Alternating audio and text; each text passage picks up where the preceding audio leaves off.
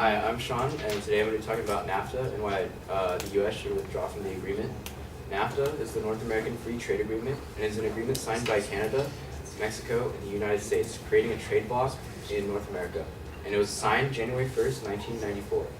The agreement opened the door for open trade, ending tariffs on various goods and services, and attempted to implement equality between Canada, the U.S., and Mexico. NAFTA has allowed agricultural goods such as eggs, corn, and meats to be tariff-free. This allowed corporations to trade freely and import and export various goods on a North American scale. Public officials and economists frequently claim that trade agreements create more high-paying jobs for American workers. Trade is supposed to move workers from low productivity, low wage jobs into high productivity export jobs with better wages. But the exact opposite has been true for U.S. trade with Mexico since the North American Free Trade Agreement took effect in 1994. In the United States workforce, NAFTA has contributed to the reduction of employment in high-wage traded goods industries, the growing inequality of wages, and the steadily declining demand for workers without a college education. According to economist Robert Scott, growing trade deficits with Mexico and Canada have displaced production that supported roughly 1 million U.S. jobs since the agreement took effect. On average, 40,000 jobs have been lost or displaced per year since 1994.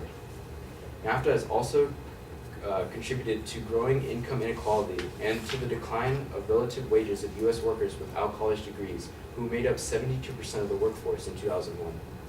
Trade has always created and destroyed jobs. Increases in U.S. exports tend to create jobs in this country, but increases in imports tend to reduce jobs because the imports displace goods that otherwise would have been made in the U.S. by domestic workers. According to the Economic Policy Institute, U.S. exports to Mexico in 2010 supported 790,000 jobs, but U.S. imports displaced production that would have supported 1.4 million jobs. All 50 states, including the District of Columbia, have experienced a net loss of jobs under NAFTA, with California, Texas, and Michigan having the most net loss in jobs. The trade deficit with Mexico pushed workers out of traded goods industries into lower-paying non-traded goods industries. The displacement of jobs from traded to non-traded goods industries reduced payments to U.S. workers by $7.6 billion in 2004 alone. NAFTA has also made Mexico a prime location to invest and outsource U.S. manufacturing production. Under NAFTA, the vast majority of investments into Mexico were in maquiladora factories. These are export-oriented manufacturing and assembly plants that return profits to the U.S. and do not promote direct economic development within Mexico. U.S. corporations can set up factories in Mexico, hire workers that will work for less money and lesser working conditions, and export the products back to the U.S. tariff-free. The ability of firms to more easily relocate from the U.S. to Mexico that offers cheap labor, less resistance from workers with respect to employment conditions and benefits, etc., has ultimately resulted in American workers settling for lower pay and fewer benefits just in order to keep their jobs.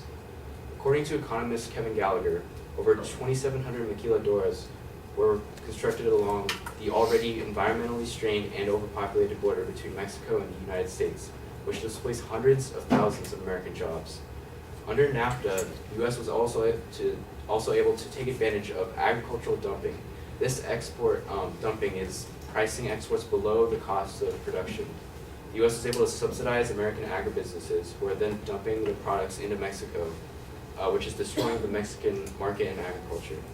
According to Policy Research Director Timothy Wise, losses for agricultural products such as beef, corn, pork, poultry, and rice totaled $12.8 billion for Mexican farmers as a result of the export dumping. According to Public Citizen, Mexico has lost 1.3 million jobs in the agricultural sector as a result of the flood of cheap, subsidized corn from the United States after corn tariffs were liberalized shortly after NAFTA took effect.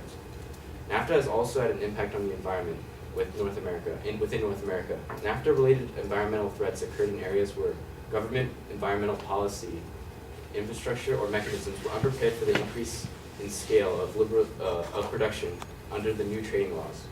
In many cases, environmental policy was neglected in the wake of trade liberalization, especially in Mexico. According to Public Citizen, total environmental inspections in Mexico plummeted by 45% after 1993, and inspections in the maquiladora zone decreased by 37%. Despite an anticipated rise in pollution levels, NAFTA did nothing to strengthen Mexico's environmental protections. Enforcement of environmental protections declined noticeably after NAFTA and is often ignored by both the corporations and the Mexican government. toxins created by maquiladora factories are leaking into the land and water at alarming rates. According to Mexican government figures, the cost of NAFTA-related environmental damage in 2000 alone was an estimated $47 billion. This damage dwarfs the value of economic growth from trade, which was only $14 billion that year.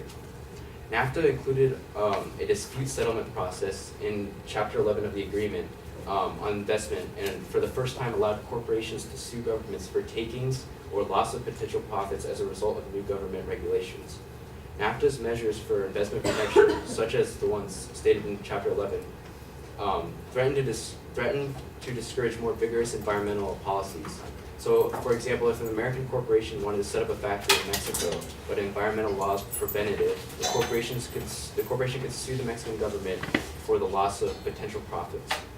According to Public Citizen, the dispute settlement process has had a number of unintended consequences and has resulted in at least 88 suits and $327 million of settlements paid for foreign investors by governments in the region. The North American countries could resort to a trade agreement similar to that of the European Union, with a common external tariff and a majority of member states with the same currency.